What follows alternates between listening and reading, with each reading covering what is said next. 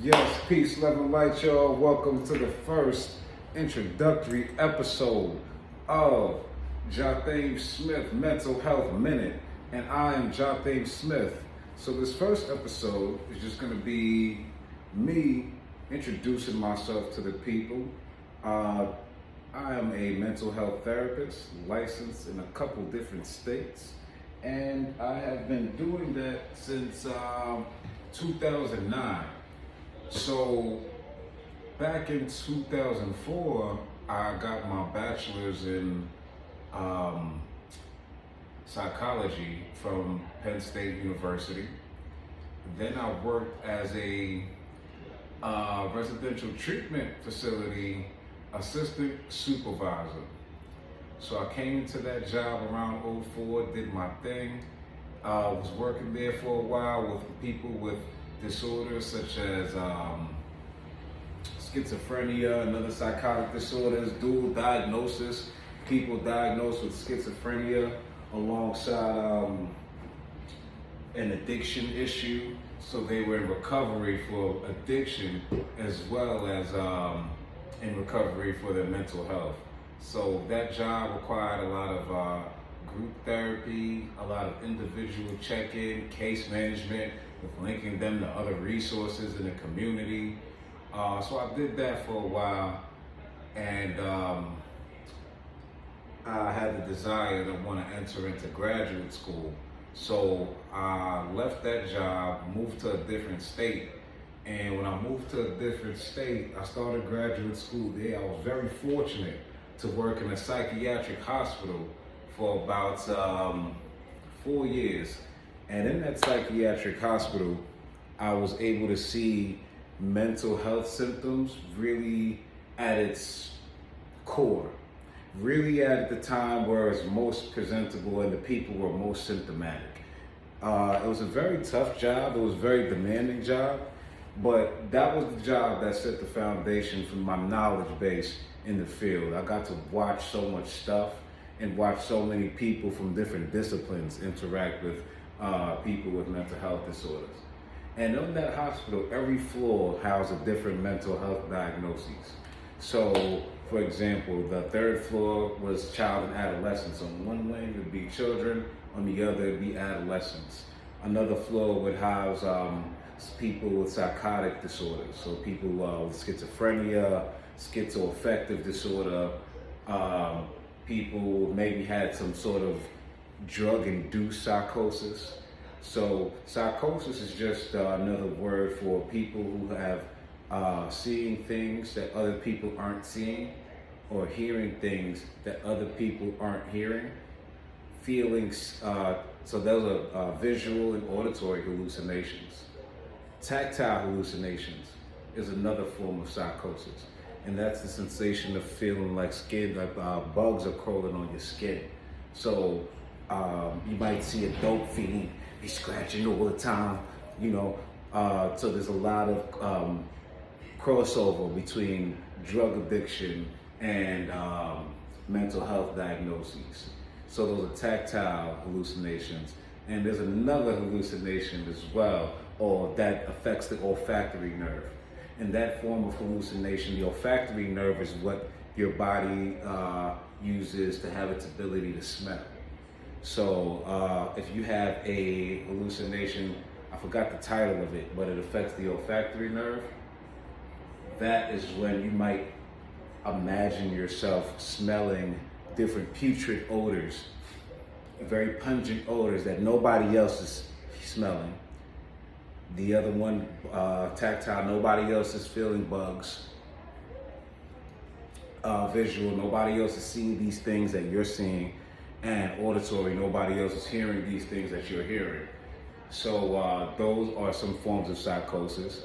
Also, another form of psychosis would be the hallucinations where you feel like there's paranoia.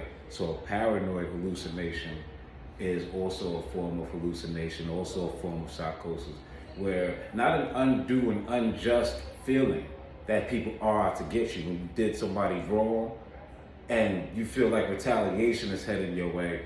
I'm not sure if that classifies as paranoia in the mental health arena. Paranoia is more so that, and it's interesting because I'm somewhat of a conspiracy theorist, but paranoia is more so where you feel like the government is watching you. So an extreme case of that is looking through a electrical socket and listening for a listening device or some sort of tracking device with every room that you enter in. Tearing up your wall because you feel like there's a tracking device in there. Taking apart your car, going to extreme measures to find out if you're indeed being surveilled. So I know I veered off a little bit, but that was a gem. So with that being said, I was blessed with the opportunity for 4 years to work in that arena. One of the floors housed a geriatric unit. Another floor houses people with mood disorders. And with mood disorders, you have depression, you have bipolar disorder, and you have all these other ways that it manifests. So a lot of the people that were on those units were a danger to themselves or a danger to others. And that's usually the criterion that we use to hospitalize somebody against their will. Danger to self, danger to others, or gravely disabled, where the person is so unable to take care of their own self that their house becomes dilapidated, that maybe they hoard so much that an infestation starts. So gravely disabled is another mechanism one can use to involuntarily hospitalize someone. So I was able to do that work for 4 years in a psych hospital, running groups, doing individual counseling. I ended up doing my master's internship at that hospital. And then in the 4th year I was there, the 3rd year I was there, ended up graduating with my master's and then working for this other company that is also affiliated with the hospital, part of the hospital, but it was more of an outpatient type facility, or at least a 72-day emergency housing type facility. So when I was there, I was more so engaging in assessment and case management. And assessment's an interesting tool that I think is probably the most important aspect of counseling and psychology altogether. Assessment is asking the right questions to get the right answers, if I have to sum it up in one sentence. Going back in someone's history, taking stuff from their childhood, perinatal, prenatal, where their parents, grandparents are from. My assessment involves people's grandparents, because me being an immigrant myself, I know how my grandmother's life affected where I am today, and that contextualized the individual that I am today. So assessment is essential. So that at that place, I was able to conduct a lot of assessments and learn different community resources in that geographical area, where I can link people, know off the top of my head, if this person was linked to this resource, that would drastically and substantially reduce their symptoms, their negative symptoms associated with mental health disorders. So that's what I did for about a year. Left that job, moved away, and I jumped into a job unrelated to the field. And that was a great experience to have to kind of step away, get some diversity under my belt with work experience. So that was dope. And that was probably around 2009, 2010, 2011, 2012. After that, I enrolled in a doctoral program where I learned so much and met so much wonderful people and got a really good network and foundation of brilliant minds and beautiful brothers and sisters. But unfortunately, something happened where I was unable to complete the program. And it was fine. Everything completely worked out in the end. Me and a couple other students were involved with some, feel like we look like Colin Kaepernick before Colin Kaepernick, if you get my drift. So, but everything worked out in the end. I'm currently enrolled in another doctoral program in the end, almost finished. and getting ready to start my dissertation. And the dissertation topic is going to be measuring happiness and life satisfaction in employees versus entrepreneurs. Then I'm going to factor out for race, and as well as pre-pandemic and post-pandemic. So were people happier being entrepreneurs before the pandemic, after? Did the pandemic affect one's desire to want to become an entrepreneur?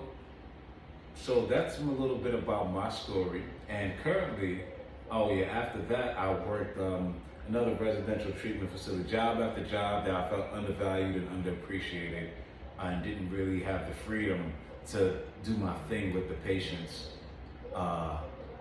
culturally that I felt like was going to be warranted. There's so much research that cites cultural congruence and cultural competence between patient and therapist. So currently I run a private practice, a small private practice, where I see people for individual counseling and group counseling and couples counseling.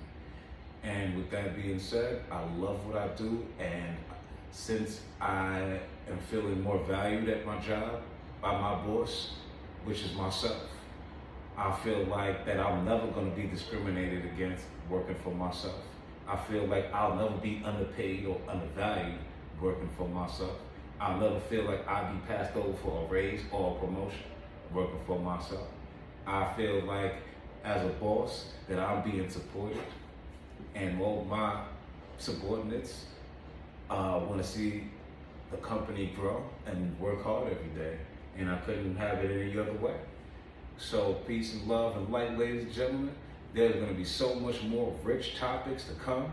We're going to talk about stuff that affects the greater world and how we're affected mentally. We're going to talk about stuff that affects our communities, and how that affects our mental health and our navigation of our everyday lives. I'm going to talk about stuff that's going to help us get motivated and be the best version of ourselves. I'm going to help identify the blockades that we experience mentally and spiritually that prevent us from being the best version of ourselves. We're going to talk about stuff that's going on in society and in the media that really can use an analytical, a mental analytical touch, a psychoanalytical analysis to find out what's going on with our people and our society. So I can't wait for more episodes to come. This is just episode 1. Peace, love, and light. And I will holler at y'all next episode, number 2. One love.